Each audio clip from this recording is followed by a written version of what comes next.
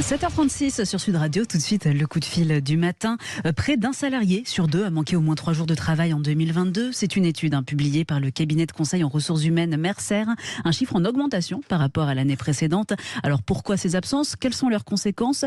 Pour nous expliquer, nous sommes avec Laurent Capelletti, économiste, professeur au Conservatoire national des arts et métiers. Bonjour. Alors Laurent Capelletti, qui sera avec nous dans un instant. Bonjour, qui est avec nous. Bonjour. Laurent Capelletti. Bonjour Benjamin Glaise. Merci d'être avec nous ce matin sur Sud Radio. Absentéisme donc record en France. On va évoquer les causes, les conséquences, mais d'abord on est face à une situation qui prend de l'ampleur d'année en année. C'est ce que vous constatez, c'est un phénomène qui s'accélère? Oui, tout à fait. Donc l'absentéisme au travail en France depuis 10 ans se dégrade. Et puis effectivement, depuis la crise de la Covid, il va s'accélérant. Et donc on est sur une situation, on pourrait dire, on est les champions d'Europe en fait de l'absentéisme au travail. Ça concerne tous les secteurs, tous les postes, tous les âges, ou est-ce qu'il y a des variations à ce niveau-là, des différences? Alors c'est un peu la nouveauté depuis la crise de la Covid. On va dire que jusque-là, l'absentéisme au travail concernait surtout les populations non cadres, plutôt au-delà de 50-55 ans. Et puis, la nouveauté, effectivement, c'est que depuis la crise de la Covid, ça concerne tout le monde.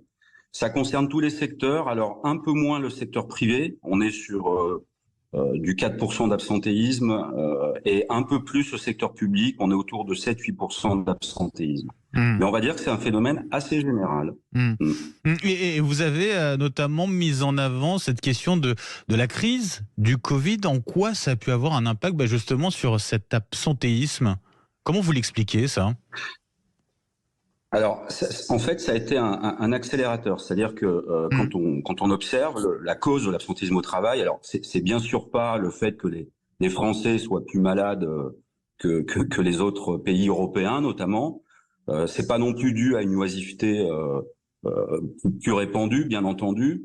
C'est dû à 2 causes. Il y a une première cause qui est structurelle, on va dire systémique. Il y a une dégradation du rapport au travail, dont on commence à parler beaucoup, et qui s'est accélérée avec la crise de la Covid. Il y a une prise de conscience, en fait, que l'insatisfaction au travail était plus grande, que le travail n'offrait plus, offrait moins l'intérêt, la satisfaction qu'il procurait auparavant. Donc ça, on va dire que c'est une cause générale que la crise de la Covid a, on va dire, particulièrement mis en avant. Et puis, il y a une cause, en fait, j'allais dire managériale, qui est que par rapport à cette évolution, le management en France, globalement, il y a bien sûr des exceptions, mais est inadapté. Il reste trop, on va dire, taylorien, de Taylor, c'est-à-dire en fait fondé sur l'obéissance, la procédure, et moins sur le dialogue et la négociation.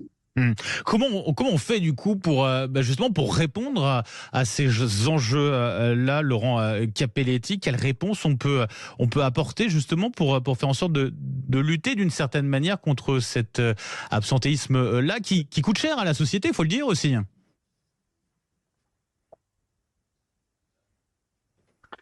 Alors exactement. Alors la première chose en fait, c'est ce que vous venez de dire, c'est-à-dire c'est de chiffrer le coût. Alors pour les entreprises et les organisations valorisent en termes de non-travail, de non-production, parce que c'est ça la véritable conséquence. On arrive à 4 000 € par personne et par an. C'est monumental. Et quand on agrège ça au plan national, on arrive à plus de 100 milliards d'euros de pertes de valeur ajoutée, c'est-à-dire de perte de points de PIB. Ça fait de l'ordre de 3% de PIB par an. Donc la première, pour qu'il y ait une prise de conscience, en fait, il faut chiffrer, valoriser le coût. Et là, on se rend compte donc que c'est une question d'intérêt général.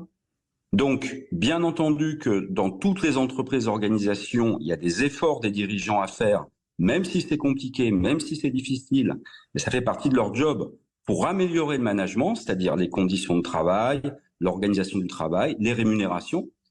Et moi, je pense qu'au niveau des pouvoirs publics, il y a en fait des actions. Alors, c'est pas l'État qui va faire le management à la place des entrepreneurs, bien entendu, mais on va dire qu'il y a des initiatives à prendre en fait pour en faire une question d'intérêt général. Si je prends un exemple de politique publique, Dans vos émissions, on a parlé beaucoup, et dans d'autres, de la réindustrialisation du pays. Tout à fait. C'est une politique publique.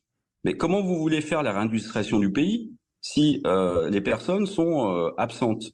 Et si on rajoute à ça le fait qu'en France vient se gréver le problème qu'on a du mal à recruter. Donc, on manque de bras, et quand on a les bras, en plus, ils sont absents. Donc, vous parlez de politique publique, ça veut dire quelles mesures à ce moment-là on pourrait mettre en place à ce niveau?